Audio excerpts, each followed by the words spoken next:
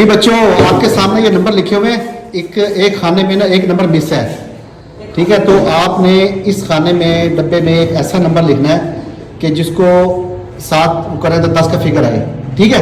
एक number miss है।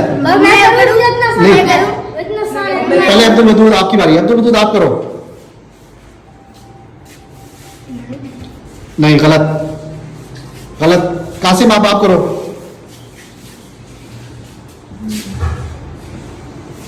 ये भी गलत। आप करो अब्दुल।